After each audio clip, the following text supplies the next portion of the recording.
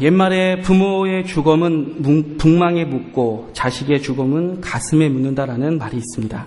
북망이라는 것은 묘지를 의미하는 말로 자식은 부모가 죽으면 묘지에 가서 장사 지내는 것으로 끝나지만 부모가 살아있을 때 자식이 죽게 되면 부모는 그 자식을 죽을 때까지 잊지 못하고 슬퍼하며 가슴속에 계속해서 갖게 되는 것을 유래해서 이런 말들이 나왔습니다. 옛 선조들은 이것은 천붕지통, 하늘이 무너지는 슬픔 또는 단장지혜라 하여 창자가 끊어지는 슬픔으로 표현하였습니다. 동서고금을 통틀어 한결같은 점은 자식을 잃는 것보다 더한 슬픔은 없다는 것입니다. 오늘 이러한 자식을 잃은 슬픔을 당한 한 사람 이야기가 나옵니다. 바로 우리가 잘 알고 있는 욥입니다. 그러나 안타깝게도 흔히 욥기서를 읽으면서 자식을 잃은 슬픔에 대해 깊이 생각하기보다는 수많은 재물이 사라진 것에 대해 더 관심을 가지는 것은 왜일까요? 오늘 본문 욥기 1장 3절에 보면 그의 소유물은 양이 7,000이요 낙타가 3,000마리요 소가 500개월이요 암나귀가 500마리이며 종도 많이 있었으니 이 사람은 동방 사람 중에 가장 훌륭한 자라고 나오는데, 여기서 훌륭한 자라는 이 표현은요 이번 개역 개정 성경에서 바뀐 표현입니다. 예전에 우리가 쓰던 개역 성경에는 큰 자라고 이렇게 번역이 되어 있고요. 영어로는 가장 위대한 자 등으로 이렇게 번역이 되어 있습니다. 이 말은 동방에서 이 사람을 따라올 만한 부와 인격을 가진 사람은 없었다는 것을 오늘 성경에서 이야기하고 있는 것입니다. 즉 단순히 부자일 뿐 아니라 그는 남이 존경할 만한 훌륭한 위대한 인격을 가진 그리고 훌륭한 사람이었다는 것입니다. 그런데 이러한 평가가 이루어진 가장 핵심적인 원인을 바로 하나님을 진심으로 경외하는 모습과 가족을 사랑하는 모습에서 찾아볼 수 있습니다. 욥기 1장 5절을 보면 욥이 자식들이 모여서 잔치를 하고 난 후면 항상 자식들의 수대로 번제를 드렸으며 5절 하반부에 보면 그가 번제를 드린 이유를 설명하고 있습니다. 욥이 말하기를 혹시 내 아들들이 죄를 범하여 마음으로 하나님을 욕되게 하였을까 함이라. 욥의 행위가 항상 이러하였더라. 욥이 하나님께 중보한 내용이 무엇입니까? 바로 자식들이 혹시나 하는 마음으로 하나님을 욕되게 했을까 하는 부분입니다. 겉으로 드러나는 잘못도 아니고 남들에게 지적받거나 또는 손가락질 받는 일을 저지른 것도 아닌데 혹시나 하는 마음으로 저지른 죄가 있을까 해서 지금 중보를 하고 있는 것입니다. 이러한 욥의 행위는 바로 하나님을 경외하는 마음과 함께 자식을 사랑하는 부모의 마음을 모두 표현한 것이라 여겨집니다. 왜냐하면 하나님이 살아계심을 굳게 믿기 때문에 생사화복을 주관하시는 하나님께 자식들을 위해 중보한 것이고, 자식들을 사랑했기에 힘들지만 자식들을 위해 항상 이러한 제사를 드릴 수 있었던 것입니다. 여기서 제가 힘들지만이라고 표현했는데 그 이유는 욥이 자식의 명수대로 제사를 드렸기 때문입니다. 우리가 욥과 같이 자식을 위해 교회 나와서 하나님께 기도한다면 그저 자식들의 이름을 하나하나 불러가며 아무개 혹이나 마음속으로 하나님께 욕되게 한 것 있으면 용서해 주세요 라고 아마 이렇게 기도할 것입니다. 이렇게 기도하면 한 자식이 한 100명 된다 해도 아이들 이름을 불러가며 기도하는 데는 넉넉 잡아 2시간이면 충분할 것입니다. 100명이 2시간 정도입니다. 하지만 아이들 한 명 한 명을 위해 번제를 드리는 일은 이것과는 좀 다릅니다. 결코 쉬운 일이 절대 아니라는 것입니다.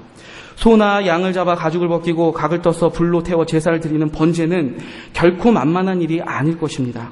또한 자식이 10명이므로 1년에 최소 10번을 이런 식으로 제사를 드려야 하는데 한두 번도 아니고 인간적으로 볼 때 얼마나 번거롭고 힘들겠습니까? 그러나 항상 이러하였더라라고 성경 기자가 말하듯이 욥은 한 번도 거르지 않고 매년 이렇게 했다는 것입니다. 더욱이 그는 이 제사를 혼자 드린 것이 아니라 자녀들을 집으로 불러 그들의 성결 의식으로 이 제사를 자녀들과 함께 드렸다고 성경은 기록하고 있습니다. 어려서부터 아버지 욥과 함께 하나님께 제사를 드리는 욥의 자녀들은 과연 어떻게 자랐겠습니까? 아버지로부터 하나님에 대해 배우고 하나님을 어떻게 섬기는지를 배운 그 자녀들이 과연 삐뚤게 자랐겠습니까? 혹시나 하는 마음으로 진죄가 있을까? 혹시나 그들이 하는 마음으로 하나님께 진죄가 있을까 봐 걱정하는 욥기서 1장을 보면 욥의 자녀들이 외적으로 잘못된 행동을 하고 다녔다고 보기는 어렵습니다. 만약 보이는 잘못을 했다면 혹시라는 단어를 사용하지 않았을 것입니다. 결국 욥을 통해 하나님을 섬기는 것을 보고 자란 아이들은 자연스럽게 하나님을 섬기게 되었고, 하나님을 섬기는 자들은 하나님이 그 삶에 복을 주신다고 성경은 기록하고 있습니다. 시편 110편 15편 13절에 보면 여호와를 경외하는 자에게는 복을 주시리로다 라고 기록하고 있습니다. 성도 여러분, 여러분들은 자녀들을 어떻게 키우고 계십니까? 하나님을 경외하는 자녀들로 키우고 계십니까? 혹시 아이들에게만 하나님을 잘 믿어야 해 라고 가르치시면서 정작 우리 성도님들은 아이들 앞에서 하나님을 믿는 신앙인으로서의 삶을 보여주시지 못하고 있는 건 아닌지요? 우리가 흔히 자녀들에게 인정받는 아버지는 정말 훌륭한 아버지다라고 하는 말은 결코 나를 주시하고 있는 자녀들 앞에서 모범된 생활을 한다는 것은 쉽지 않다라는 것입니다. 그래서 이런 이야기들이 나오고 있는데요. 그러기에 신약시대에도 디모데전서 3장에 보면 교회 직분자들에 대한 자격이 반드시 자기 가정과 자녀들을 잘 다스리는 자라는 조건이 있는 것은 무심코 지나갈 수 없는 부분이면 틀림없습니다. 오늘 욥기 1장에 보면 욥은 자녀들의 교육을 잘 시킨 사람이었습니다.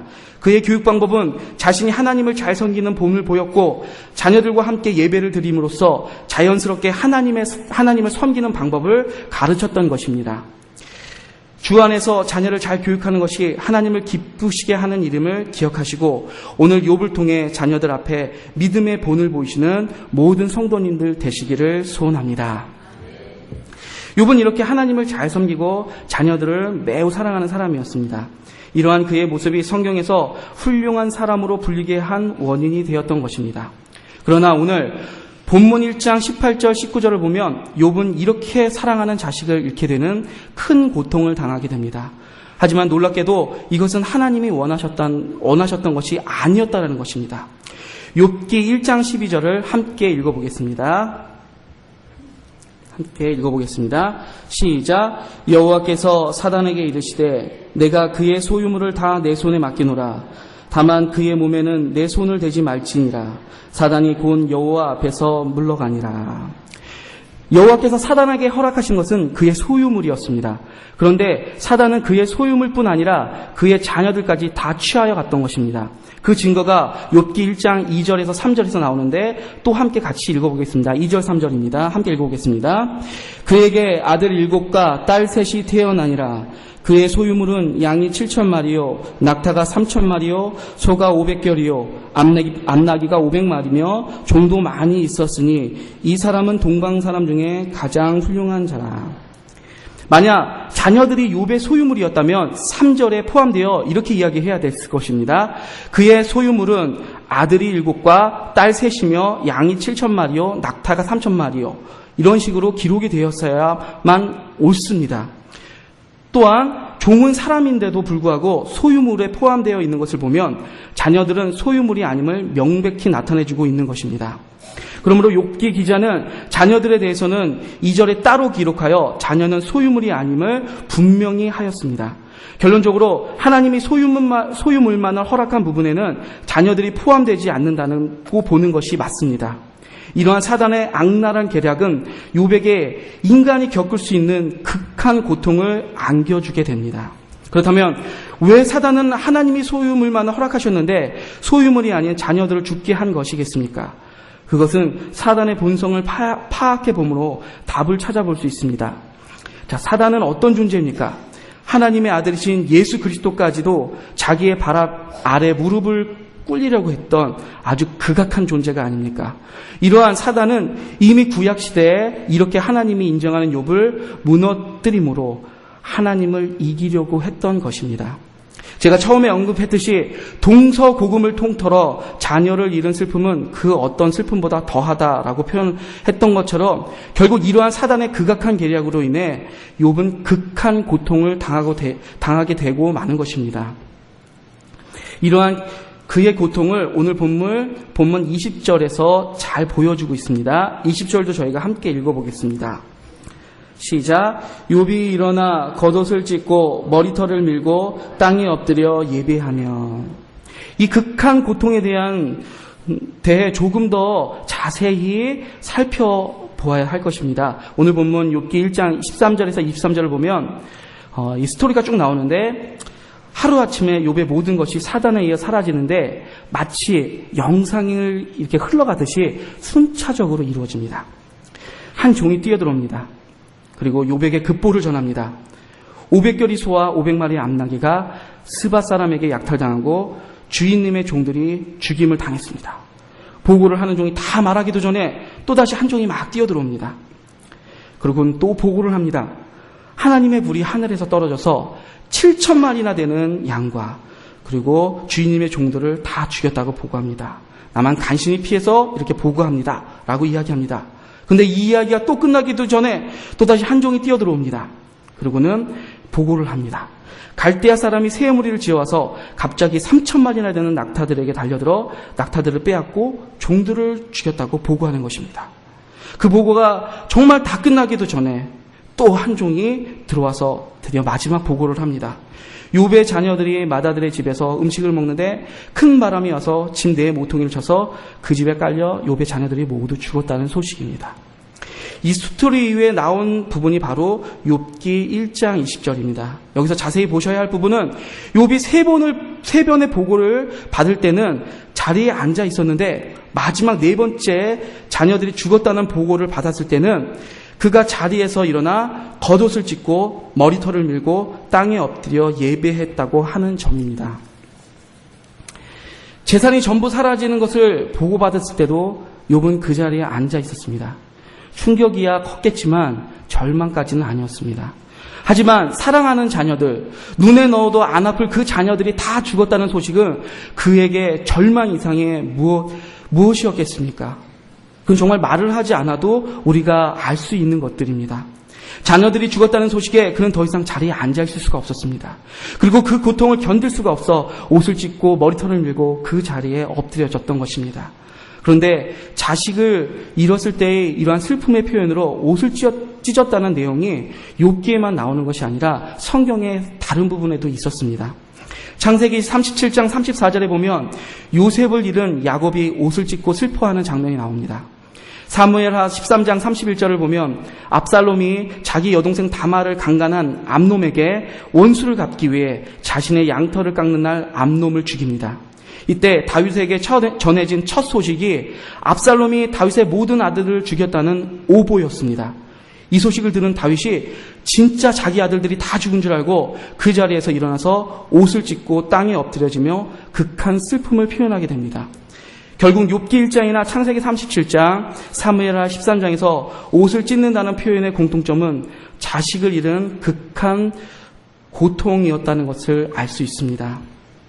이러한 극한 고통 가운데 있는 욥은 21절에서 다음과 같은 고백을 하나님께 하게 됩니다. 저희 한번 같이 21절을 읽어보겠습니다. 시작.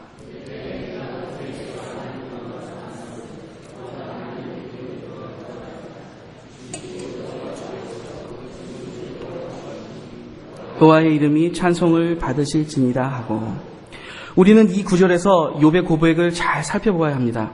욥이 말한 주신 것과 거두신 것이 단순히 그의 소유물 뿐이냐는 것입니다. 흔히 우리는 이 구절을 보며 그의 어마어마한 물질을 생각할 때가 의외로 많습니다. 양 7천. 지금도 양 7천들을 들에 다 풀어놓으면은 아마 시야가 닿는 그 넓은 들까지 풀이 보이지 않고 양들만 아마 보일 것입니다. 그리고 낙타는 그 당시에 지금의 자동차와 같은 운송의 역할을 감당했다고 보면 집에 자동차를 3,000대나 보유하고 있는 것입니다. 요새같이 유가가 높을 때 3,000대 조금 어렵겠죠. 하지만 그만큼 많은 것을 보유하고 있는 것입니다. 하지만 지금의 자동차보다 훨씬 더 값진 것이 바로 그 시대의 낙타였습니다. 그러나 욥이 이러한 어마어마한 재물을 다 잃었다고 해서 모든 것을 잃어서 알몸이 그리로 돌아가 올지라라고 표현하지는 않았다고 보여집니다. 욥이 알몸이 된 것처럼 정말 모든 것을 다 잃었다고 표현하는 것은 그가 사랑하는 자녀들을 모두 잃었기 때문일 것입니다. 그렇게 보는 것이 더 정확한 해석일 것입니다. 예를 한 가지 들어보겠습니다. 만약 집에 불이 나서 활활 타고 있는데 내 사랑하는 아이가 그 안에 있다고 가정해 보겠습니다.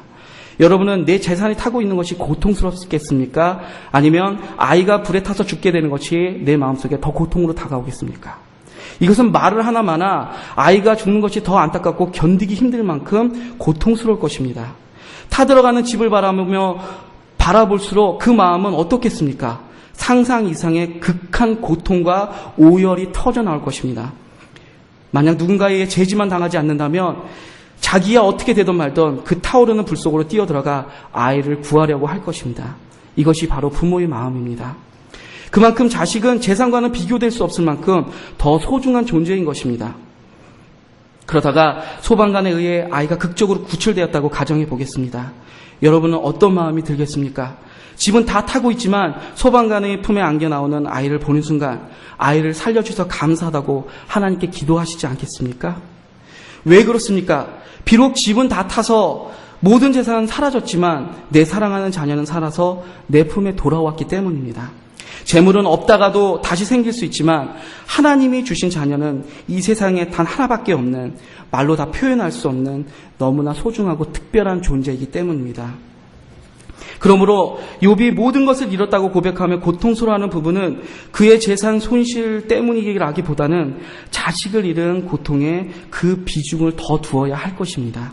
자식을 잃은 부모의 마음, 그 마음은 동양이나 서양이나 또는 지기의 높고 낮음에 상관이 없나 봅니다. 위클리 조선 2007년 11월 12일에 실린 기사를 보면 미국의 두 대통령이 자식을 잃음으로써 겪었던 슬픔을 기록한 글이 나옵니다. 그 글을 제가 잠시 읽어드리겠습니다. 링컨의 셋째 아들 윌리가 앓다 죽은 몇 주 뒤 백악관 마구간에 불이 났다. 링컨은 조랑말 한 마리를 구해내려고 앞뒤 없이 불 속으로 뛰어들었다. 기겁한 경호원들에게 구출된 대통령은 울고 있었다.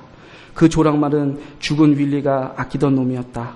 링컨의 아내 메리는 아들이 숨진 백악관 이스트룸과 주검을 안치했던 그린룸에 다시는 들어가지 않았다. 부모들은 흔히 자식의 죽음이 내 탓이라 여겨 죄책과 분노에 빠진다. 이것을 생존자 증후군이다 라고 말한다. 워낙 말수가 없어 조용한 칼이라고 불렸던 1920년대 미국 대통령 켈빈 쿨리지도 재임 중 둘째 주니어를 잃었다. 주니어는 백악관 테니스장에서 게임을 하다 발가락에 물집이 잡혔지만 새 양말을 찾지 못해 맨발로 몇 게임을 더 했다. 주니어는 폐혈증에 걸려 사흘 뒤 숨졌다. 쿨리지는 며칠을 넋놓고 있다 창밖에서 아들이 테니스를 하는 환영을 보기도 했다. 집무실에서 인터뷰하다 말고 기자 앞에서 흐느꼈다. 참 좋은 아이였는데. 쿨리지는 내가 대통령이 아니었다면 아들이 백악관에서 테니스를 하지 않았을 것이라며 죄책감에 시달렸다. 그는 다음 대선에 출마하지 않겠다고 선언했다. 훗날 자서전에 주니어가 떠난 뒤 대통령의 권력과 영광도 함께 사라졌다고 썼다. 이것이 기사의 내용입니다. 세상의 가장 높은 권좌에 앉은 대통령도 자식을 잃은 슬픔은 다 똑같은 것입니다. 오죽하면 켈빈 쿨리지 대통령은 마지막에 자녀가 떠나자 권력과 영광도 함께 사라졌다고 썼겠습니까? 결국 자녀를 사랑하는 마음은 누구나 다 똑같다는 이야기입니다. 또한 자녀를 잃은 고통은 그 어떤 것과도 비교할 수 없을 만큼 극한 고통임을 우리는 알 수 있는 것입니다. 우리는 오늘 욥기 1장에서 욥이 겪게 되는 극한 고통을 살펴보았습니다. 그것은 바로 자녀가 죽음으로써 겪게 되는 고통이었습니다. 이러한 고통은 모든 상황을 절망으로 몰고 갈 수밖에 없었음을 확인해주고 있는 것입니다. 우리는 때로 살아가면서 자녀를 잃는 것 같은 극한 고통이 찾아올 때가 있을지 모릅니다. 앞이 캄캄하고 처한 상황 때문에 정신을 차릴 수가 없으며 가슴이 저릴 만큼 극한 슬픔과 고통이 찾아올 때가 있을지 모른다는 것입니다. 그러면 이렇게 고통스러울 때 믿는 우리는 어떻게 이 문제를 해결해야 하냐는 것입니다. 어떻게 하는 것이 참 그리스도인으로서 모범된 모습이겠습니까? 해답은 성경에서 찾아야 합니다. 저는 오늘 본문 20에서 22절을 통해 찾아보려고 합니다. 첫째로 욥은 극한 고통이 찾아오자마자 그의 옷을 찢으며 땅바닥에 엎드려 하나님께 예배합니다. 즉 하나님을 찾았다는 것입니다. 내 주변의 친구나 친척, 친한 이웃에게 위로를 받기 위해 연락을 취하지 않았다는 것입니다. 그들에게 하소연하며 나 앞으로 어떻게 하냐고 위로를 구하지 않고 바로 하나님을 찾았다는 것입니다. 이것이 바로 신앙인의 모습입니다. 우리는 하나님께만 의지해야 합니다. 그러나 안타깝게도 다 아는 이야기지만 실제로 우리 생각 가운데는 하나님을 맨 마지막에 찾는 경우가 많은 것은 부인할 수 없습니다. 둘째로 욥은 그의 마음을 모두 하나님께 아뢰었다는 것입니다. 자신의 극한 고통의 내용을 모두 하나님께 말씀드렸습니다. 자신이 절망 가운데 빠졌음을 오늘 21절에 보면 자신의 모든 것이 사라진 것을 하나님께 아뢰습니다. 모든 것을 다 잃었음을 알몸이라는 단어와 거두시라는 표현을 통해 나타냈습니다. 물론 이러한 표현들은 직접적인 표현은 아니지만 자세히 들여다보면 이 상황 속에서 이러한 표현이 나온 것은 그가 모든 것을 다 잃었음을 나타내는 표현이라는 것을 우리는 알 수 있습니다. 성도는 무조건 참는 존재가 아닙니다.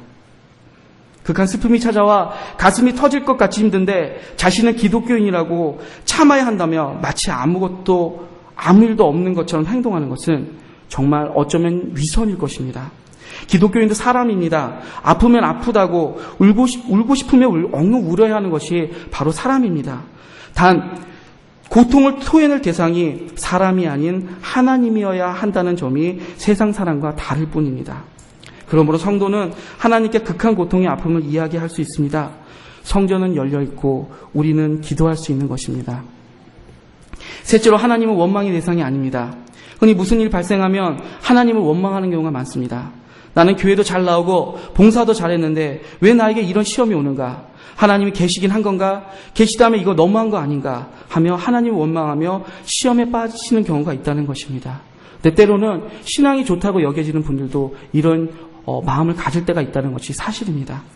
하지만 오늘 욥기를 보면 욥기를 보면 욥은 절대 하나님께 원망하지 않고 철저하게 경배했고 하나님은 경배의 대상이었을 뿐이었습니다. 어떤 상황 가운데도 그는 하나님을 원망하지 않았다고 21절에서 분명히 나타내주고 있습니다. 비록 우리가 이해할 수 없는 상황이 찾아왔을지언정 그것 때문에 하나님을 원망해서는 안 된다는 것입니다. 왜냐하면 하나님의 생각과 계획하심을 그 어느 누구도 알 수 없기 때문입니다.